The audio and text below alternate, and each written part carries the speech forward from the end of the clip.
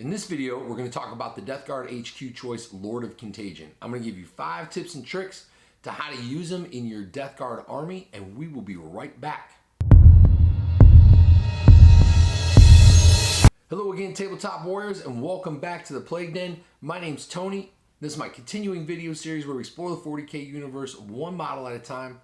If you're new to this channel, welcome, and please consider subscribing for more videos just like this one. Like I said earlier, today's video is going to be the Lord of Contagion. I'm going to give you 5 tips and tricks on how to use him in your Death Guard army, and let's get right at it.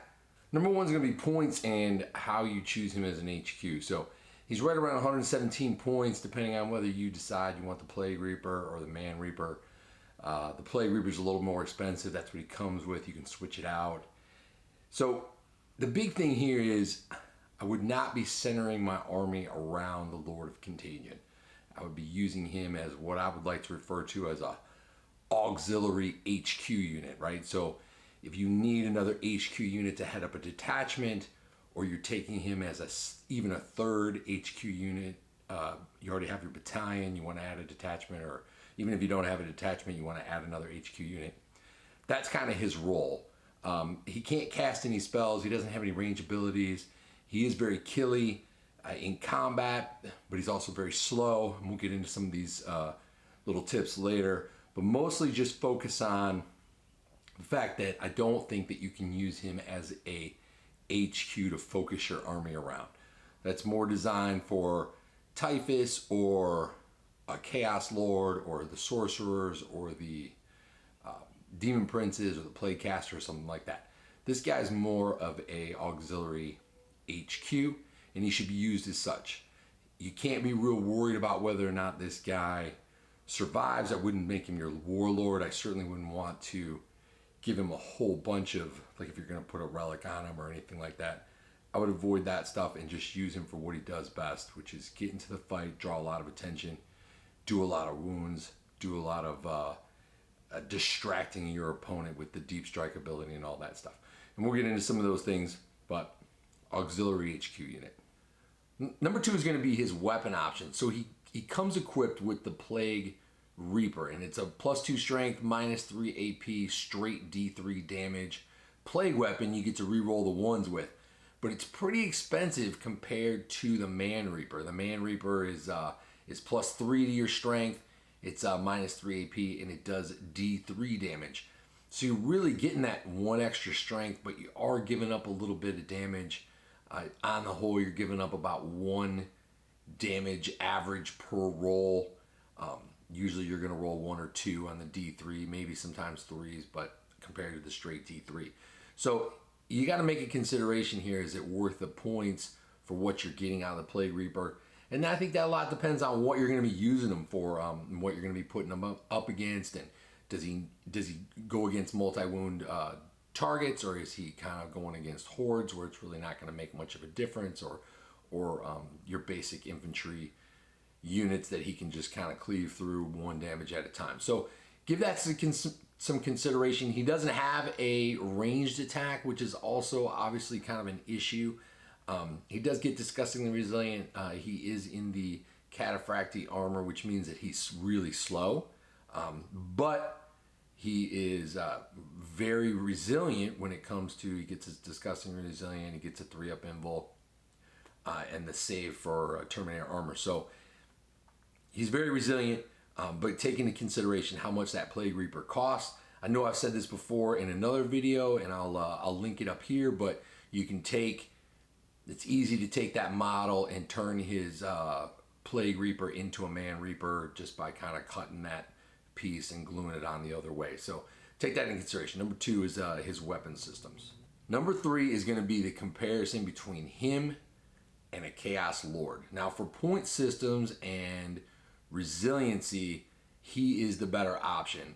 The Chaos Lord can get a little expensive, especially if you put him in Terminator armor and you try to replace the Man Reaper with, say, a Bale Sword or an axe. You're still not getting as good of a weapon, although you can give the Chaos Lord a ranged weapon, and he does give the +1 buff aura. The reroll 1 attack buff aura. So the comparison is kind of weird.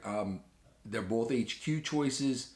One's a little less expensive. It really depends on what you want to do, but from what I'm reading and what I've kind of gotten experience with, in some ways I think the Chaos Lord is your better option.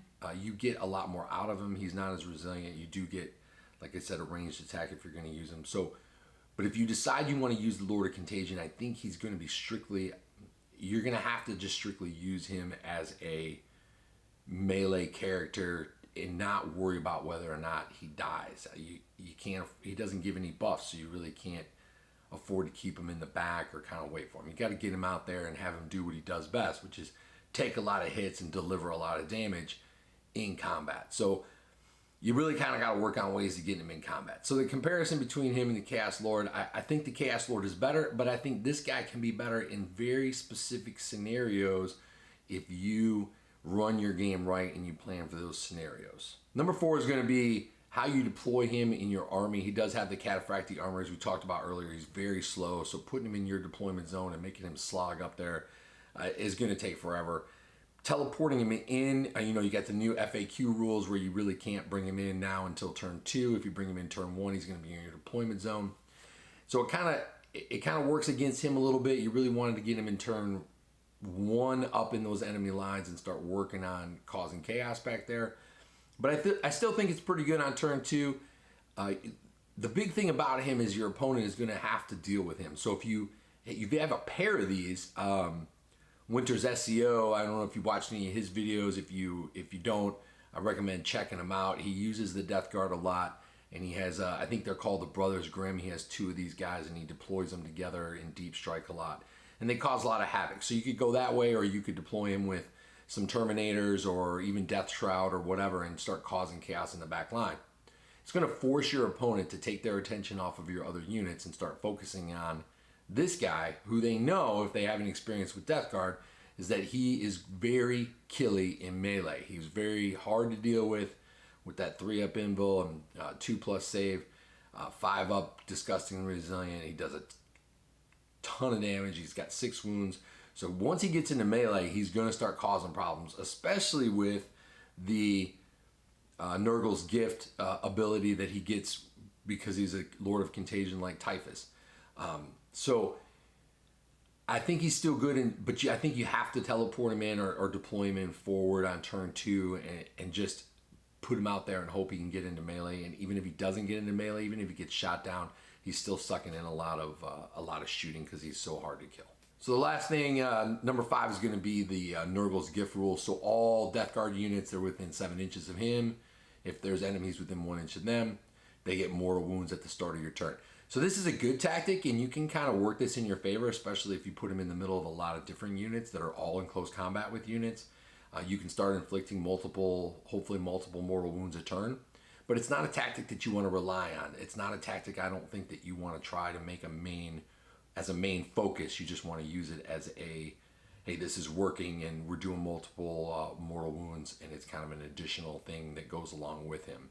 Trying to focus on just using that tactic sometimes leaves him out of the fight, which you want to make sure that he gets into the fight. Now you can explore some of the different relics and stuff that we talked about before, making him a little better. But in the end, this guy is pretty good for the points.